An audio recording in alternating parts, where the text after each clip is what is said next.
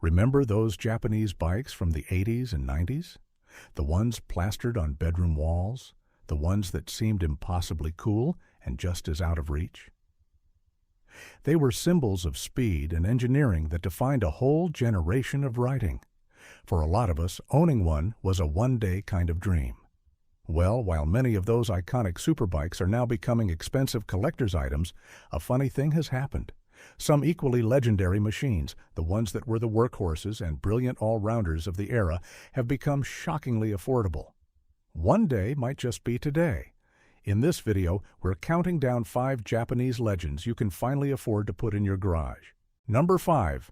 The V-twin bargain Suzuki SV 650, first generation, 1999 to 2002. Coming in at number 5 is a bike that's not a vintage classic, but one that has absolutely earned its legendary status, the first generation Suzuki SV 650. Nicknamed the Curvy for its rounded frame, this bike was Suzuki's killer take on the V-twin formula that was so popular in the late 90s, offering a huge dose of fun for a bargain price. When it launched, the goal was simple: build a bike for serious motorcycling fun on a budget. And man, did they nail it. It immediately became a favorite for everyone from brand new riders to seasoned vets, and for damn good reason.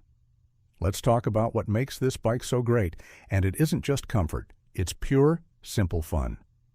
The first-gen SV650 is light, it's nimble, and its riding position is nearly perfect for the real world.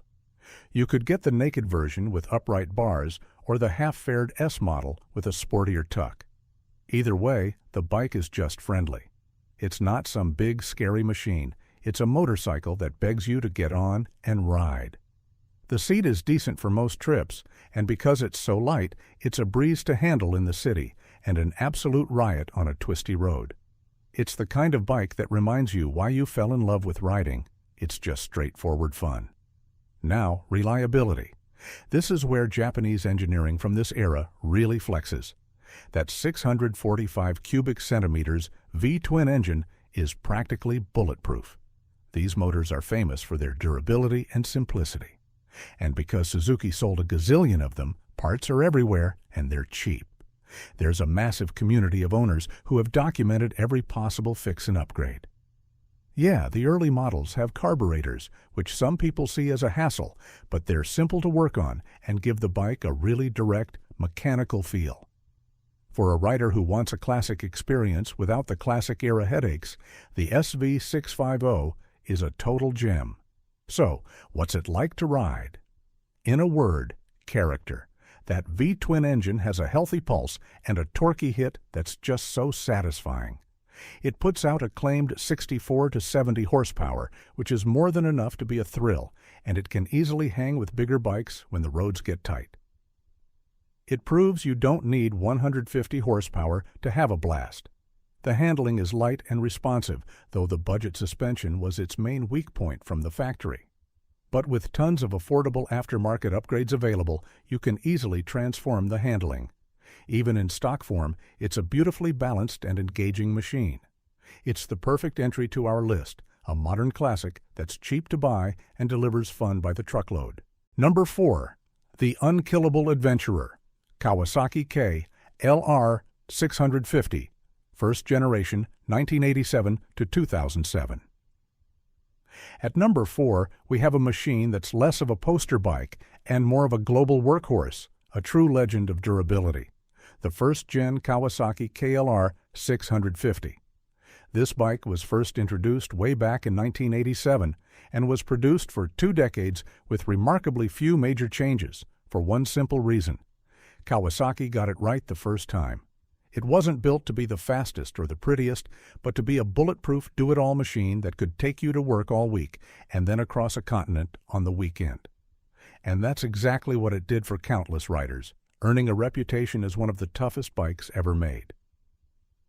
When you talk about comfort on a KLR, you're really talking about practicality.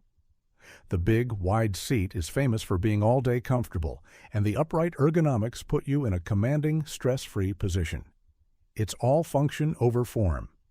The long travel suspension, while basic, is made to soak up everything from neglected city potholes to rough dirt roads. It's not a plush touring bike, but for something designed to go anywhere, it's surprisingly easy to live with. And its rugged simplicity offers its own kind of comfort, the confidence that it's just not going to let you down. If one word defines the KLR 650, it's reliability. These things are legendary for taking incredible abuse and neglect and just running. The 651 cubic centimeter single-cylinder thumper engine is simple, understressed, and famously easy to work on. The main known issue on the first-gen bike was a part nicknamed the doohickey, a tensioner lever that could fail, but the aftermarket solved that problem decades ago with cheap, robust kits. Because these bikes were made for 20 years with only incremental changes, parts are everywhere and any mechanic can fix one. They're the cockroaches of the motorcycle world, and I mean that as the highest compliment. The performance of a KLR isn't about speed, it's about capability. That big single-cylinder engine delivers predictable, tractor-like torque that's perfect for picking your way through a tricky trail or just chugging around town. With output claimed around 37 to 42 horsepower, it's not winning any drag races, but the power is friendly and usable. On the highway, it'll cruise along just fine, and when the pavement ends, its lightweight and rugged build lets you explore with confidence. The KLR 650 basically brought adventure riding to the masses because it was cheap, tough, and dependable. For a rider looking for a simple, honest bike for exploring back roads or even just a ridiculously reliable commuter, a first-gen KLR is an unbeatable value. At number 3, the everyday superbike Honda Nighthawk 750, 1991 to 2003. Our number 3 spot goes to a motorcycle carrying one of the most iconic names in history, the Honda Nighthawk 750. The original 1969 CB 750 is now a big-dollar collector's item, but this 90s successor delivers that same spirit in a much more affordable, reliable, and user-friendly package. Produced from 1991 to 2003, the Nighthawk 750 was designed as the ultimate universal Japanese motorcycle, or UJM, a versatile, no-frills bike that does everything well. It's a shining example of just how good a simple, honest motorcycle can be. This bike is all about classic old-school comfort. The riding position is perfectly neutral and upright, with a wide, flat seat that's great for both rider and passenger. It feels like a full-sized bike, stable and planted, without being heavy or intimidating. Honda designed this bike with a ton of rider input, focusing on real-world usability. The result is a machine that feels like an old friend the moment you get on it. It's the kind of bike you can ride all day and hop off without feeling beat up, making it a perfect choice for someone who values comfort and practicality. One of the Nighthawk's best features is its incredible reliability and jaw-droppingly low maintenance. The air-cooled 747 cubic centimeters inline 4-engine is a descendant of the famously durable CB 750 power plants and is practically bulletproof. But here's the magic trick. It has hydraulic valve lash adjusters. That means no more complicated, expensive valve adjustments. The bike does it for you. This feature alone makes it one of the easiest classic-style bikes to own. It's a machine built to be ridden, not constantly worked on, offering a peace of mind that's hard to find in an older bike. On the road, the Nighthawk is impressively smooth. Its engine produces a claimed 70 to 75 horsepower and delivers that power in a linear, predictable way that's satisfying without being scary. The handling is easy and forgiving, and while it was built to a budget, with a single front disc and a rear drum brake, the whole package works together surprisingly well. It feels more refined than its spec sheet suggests. The Nighthawk 750 is the perfect evolution of that original superbike idea, a smooth 4-cylinder engine in a comfy, do-it-all chassis. For riders who love the idea of a classic CB 750 but want a bike they can ride every day without a worry, The Nighthawk is an absolute steal. Number 2. The cruiser dream on a budget, Yamaha V-Star 650. Cruising in at number 2 is a bike that proves you don't need to spend a fortune to get classic American style with Japanese reliability. The Yamaha V-Star 650. Available since 1998, this bike has been a cornerstone of the cruiser world for decades, offering the look and feel of a big V-twin in a package that's easy to handle and incredibly affordable. It took the torch from Yamaha's proven Virago line and earned a stellar reputation as one of the most dependable and user-friendly cruisers out there. Comfort is king in the cruiser world, and the V-Star gets it right. It comes in 2 main flavors, the Custom with its lean bobber style and the Classic with its big fenders, floorboards, and cushier seat. Both give you a low seat height and a relaxed feet-forward riding position that builds confidence, especially for newer riders or those worried about a heavy bike. It's a machine that just invites you to slow down, enjoy the ride, and take the scenic route. The ergonomics are perfect for lazy cruises through the country or comfortable jaunts around town. The V-Star 650 is a masterclass in Japanese reliability. The 649 cubic centimeter air-cooled V-twin engine is about as simple and tough as they come. Pair that with a low-maintenance shaft drive, and you've got a powertrain designed for thousands upon thousands of trouble-free miles. You just ride it, change the oil, and it keeps on going. It's a testament to Yamaha's engineering that a bike this affordable can be so rock-solid dependable. That's why you still see so many of them on the road today. With a claimed 40 horsepower, the V-Star 650 isn't about raw speed. It's about smooth, satisfying torque. The engine has that pleasant V-twin pulse and enough grunt for highway cruising and keeping up with traffic. It's manageable and predictable, making it a fantastic bike for riders of all skill levels. But what really makes the V-Star a legend is its incredible value. You get a beautiful, reliable, and capable cruiser for a fraction of the price of its American competitors. It's the perfect bike for anyone who dreams of that classic cruiser look without the high price tag or the maintenance headaches. Number 1. The technical masterpiece, Honda VFR 800 Fi, 5th generation, 1998 to 2001.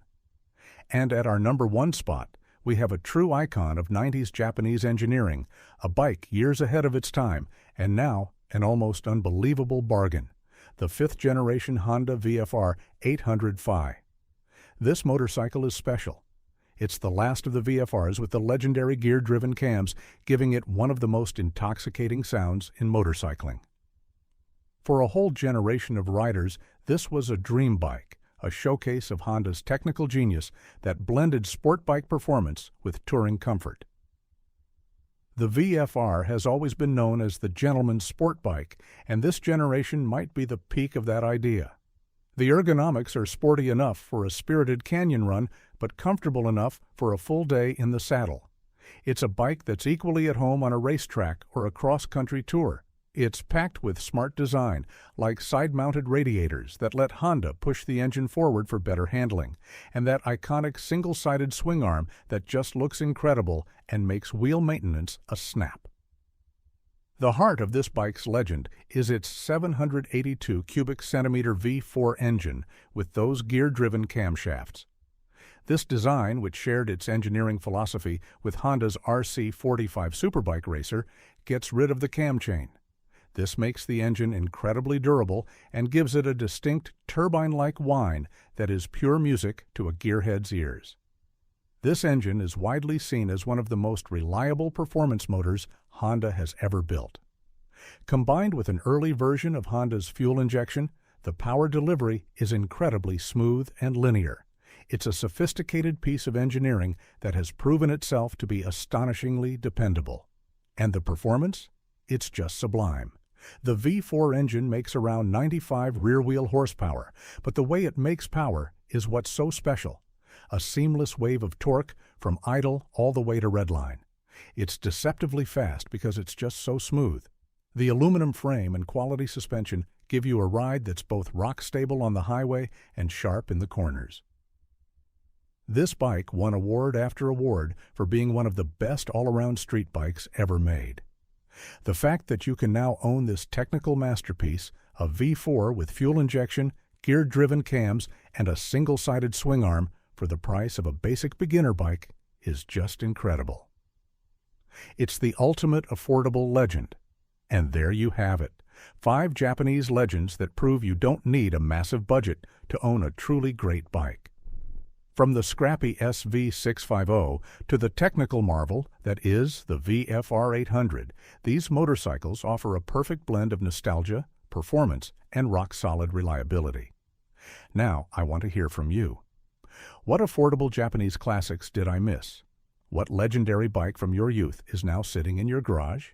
Let me know down in the comments. And if you enjoyed this trip down memory lane, do me a solid and hit that like button and subscribe for more content for the seasoned rider. Thanks for watching, ride safe, and I'll see you on the next one.